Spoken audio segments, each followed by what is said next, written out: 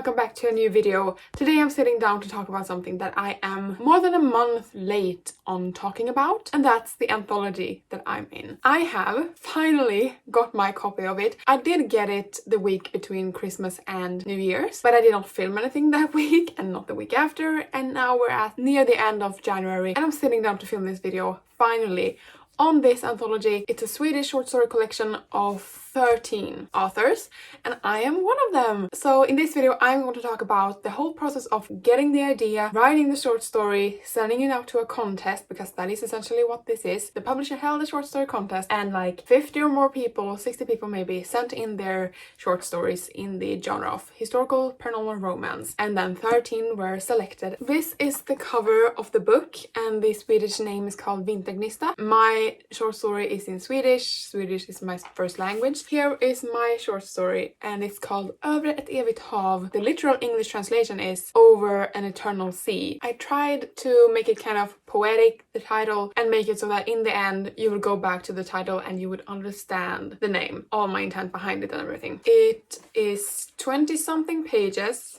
And like I said, historical paranormal romance. I'm going to tell you the story of how I won a short story contest and got my novel in this short story collection, or anthology as we call it. So I have a whole video series up on my channel where I get the idea, I write the short story, win the contests, and edit it. So I can link that playlist in this corner and also in the description below. And that's if you want to watch it real time. Now I'm just looking back on my experience. I will get the dates wrong, I'm sure. But I'm gonna make just a quick little video update about the short story, how it's going, the reviews that has been published. But before that, I want to show you a clip when I opened the box with all the books that I had purchased and that my family and friends had purchased. So let's roll that clip first. Gud vad spännande!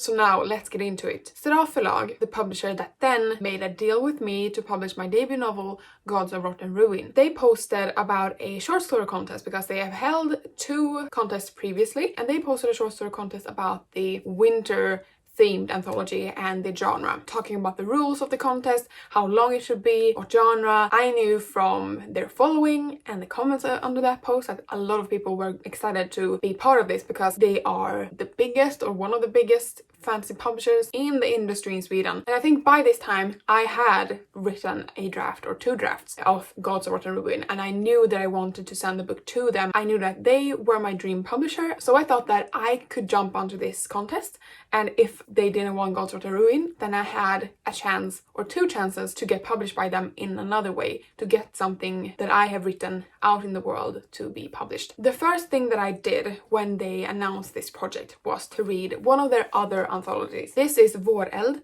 which is their spring anthology, and as you can see here, I took some tabs and I read them all, and the tabs here is marking where the short stories are, their names, and what my rating was. So I rated everyone from 1 to 5 stars, which I rate a normal book, to pinpoint which short stories were my favorite. And then I sat down and thought about the short stories. I thought about what did I like about them? Why were they good? Was it the romance? Was it the writing? So I really took this as a case study of one of their other anthologies to think about what my short story should feel like. Of course, my short story is very different because my tone of writing is different from any of the other authors here, but I still felt like I needed to read other short stories in the paranormal romance genre to be able to know what the hell I should write. And this is a paranormal romance anthology. It is not historical, but it is still in the paranormal romance genre. So I really thought that this helped me, and to see like what has been done already and what can I do that's new. So I took my time reading that, and it really helped me to get into the mindset of writing short stories, because before this I had only written short stories for school, and I have noticed that this is a very big part of my process. Whenever I jump into a, for me, new genre, I do research on the genre, like how is the book set up,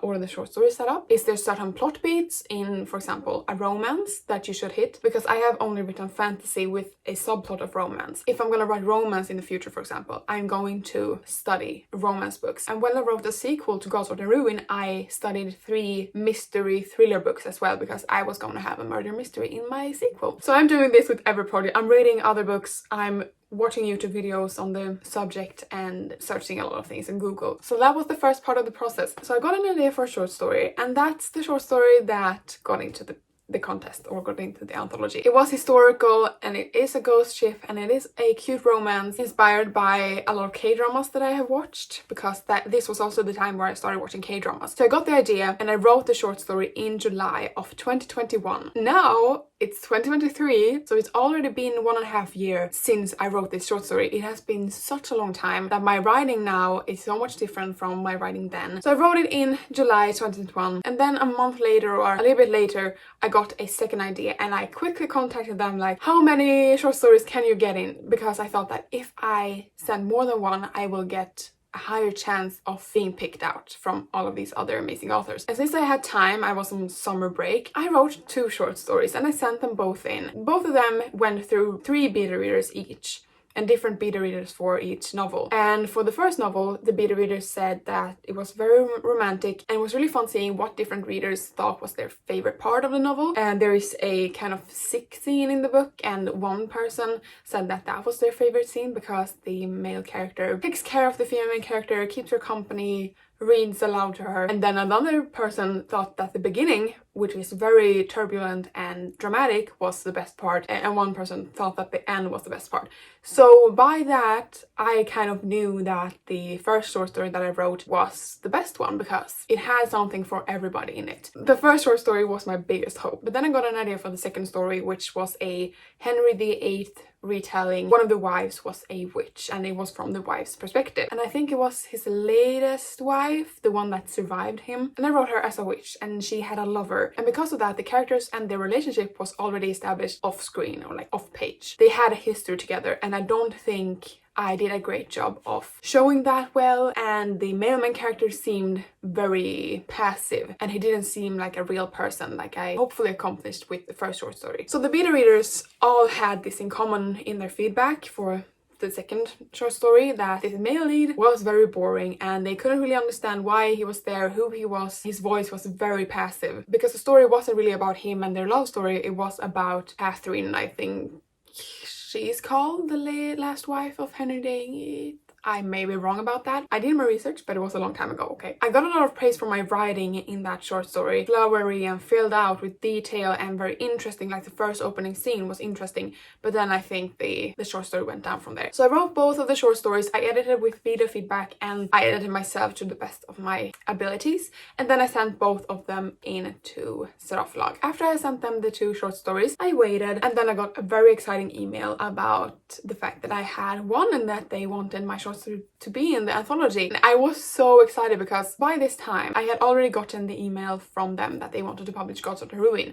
So I was still on that high, and I didn't really think anything of the short story at all. But I got the email and I was shocked and I was happy, and I jumped around. And then 2022 has existed of a lot of editing. I did 1 round of editing with the editor, and then we did 1 run of proofread. Here's the thing, in the proofreading vlog I talked about the past pages, because I thought that I would be getting a document with the past pages done. I thought that I would be able to read it over once more before being published, but I didn't get to do that. Of course, I could have read it over myself because I had the finished proofread, like the finished product, but I thought that I would be getting past pages. But I don't think that's the case. I don't think they have done that before, and I don't know why I thought that, so I didn't get to look at past pages. Looking back on that experience, I wish that I could have like emailed them and said that I want to look it over before you send it off to print, because I think that I could have spotted the typo that is in my short story. And I am very open with this typo, because everyone that reads it will notice this if they know Swedish grammar. The word exists in itself, but it misses 1 letter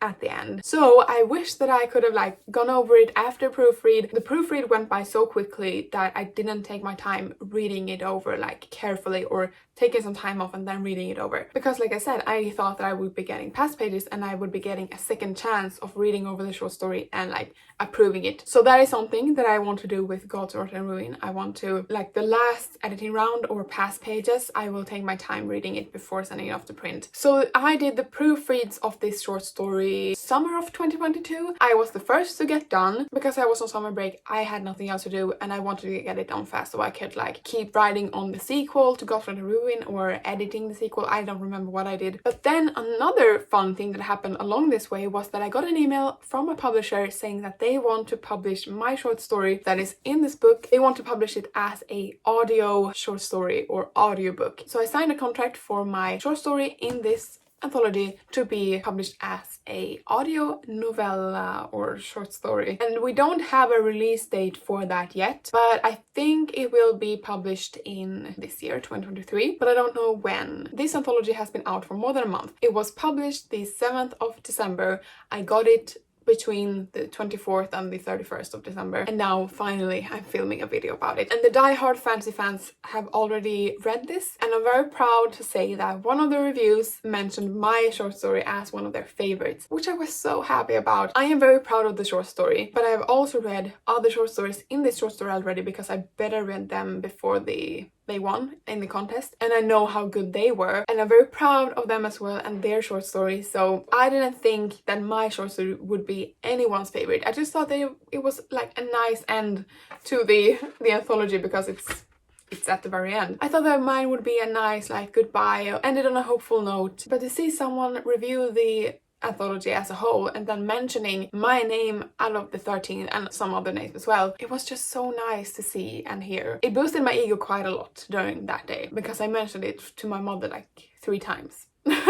And in a way, that's my first ever review because it's the first thing that is published, and I'm very happy to be a part of this anthology. It's just crazy to think where I was in my life when I wrote this short story that's in this and where I am now and how much my writing has changed. Anyway, I've talked for long enough. I hope that you found this video interesting or fun, and if you are a Swedish viewer and you want to read this yourself, I will leave a link down in the description for the 2 biggest online booksellers, Bookstagram and Adlibris. So if you want to snag a copy yourself, you can do that. All of the people that has bought from me has already gotten their copies and signed and everything, which was very nerve-wracking. I don't know how to sign books. It was so difficult. I can actually go and show you. This was not the first that I signed. My Swedish teacher wanted a book for himself and his was the first that I signed. I also wrote him a little letter to thank him for what he taught me, him being a great support during my high school years, and him wanting to support my author career is also something that I was very grateful for and am still. I didn't know where I was gonna put the signature, so I put it at the first page. Now I'm just gonna do this because it's a little private message from my mom and dad. But here's my signature. And I also put down the date, so I signed this the 29th of December 2022. It's not really an impressive signature, but it is my name. So anyway, thank you so much for watching this video. I hope that you liked it because I have been dying to tell you guys about this project, and I know I have updated along the way, but I haven't really sat down to actually end the saga of this short story. But now it is ended, it is out, you can buy it, you can read it. So if you liked the video, leave a like and a comment below and subscribe because it's the best way to support my channel, and I'll see you in the next one. Bye!